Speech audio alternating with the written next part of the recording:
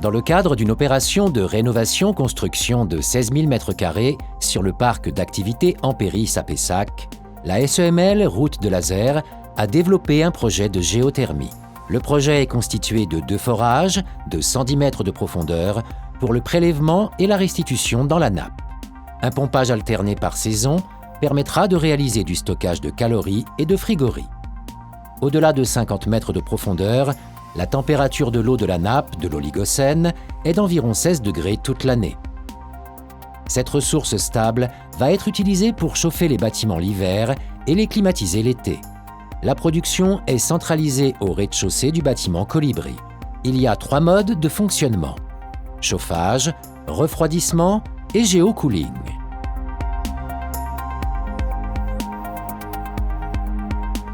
L'installation est constituée de 2 thermofrigopompes au propane fonctionnant en cascade. Une thermofrigopompe est une pompe à chaleur fournissant simultanément chauffage et réfrigération, tout en permettant la récupération d'une partie de l'énergie de production.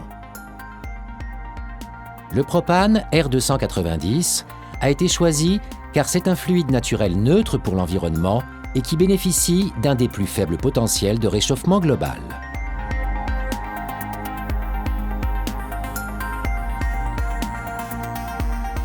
Les bâtiments sont traités en chauffage et en climatisation simultanément pour répondre aux besoins diversifiés des locataires.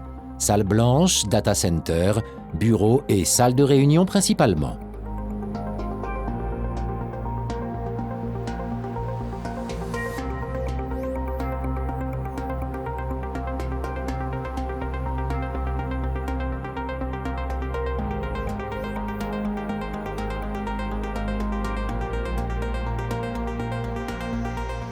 À la fin de la période hivernale, le processus est inversé.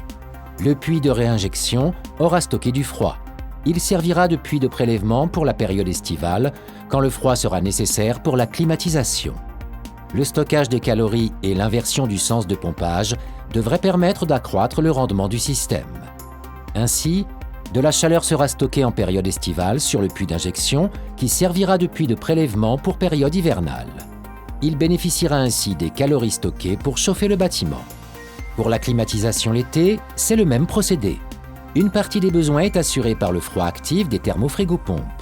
Lors des pointes, afin de rester en deçà des seuils réglementant la géothermie de minime importance, un appoint par 2 groupes froid-eau glacé extérieur, RO, viennent compléter les besoins. En mode chauffage ou climatisation, l'eau géothermique passe à travers un échangeur et transmet son énergie au réseau primaire des thermofrigopompes.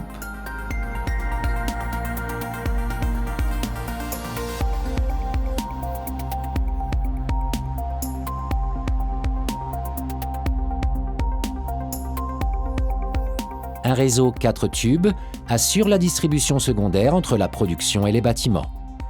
Les équipements terminaux sont des poutres climatiques tramées dans les bâtiments pour permettre le cloisonnement sans modification de l'installation, chacune pouvant être indépendante en chauffage ou climatisation. Ainsi, 100% des besoins en chauffage et 80% des besoins en climatisation seront assurés par la production géothermique. Cela représente près de 900 MWh thermiques par an.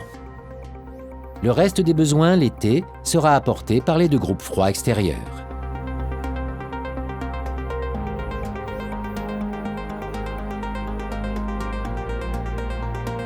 À l'intersaison, le mode géocooling permettra de rafraîchir directement et naturellement le bâtiment sans passer par les 2 thermofrigopompes. Le principe du géocooling est de faire circuler via un échangeur thermique le fluide caloporteur qui provient du système géothermique directement dans le réseau du bâtiment.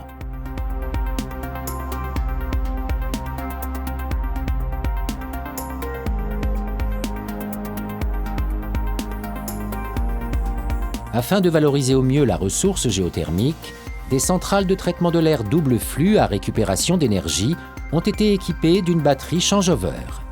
Cette batterie permettra de fonctionner en chaud ou froid depuis la production géothermique pour assurer le pré-traitement de l'air neuf en chaud et en froid.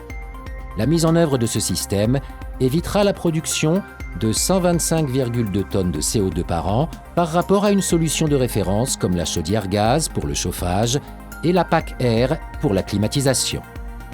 L'électricité pour permettre le fonctionnement des thermofrigopompes proviendra en partie de plusieurs installations photovoltaïques en toiture, 291 kW crête, fonctionnant en autoconsommation.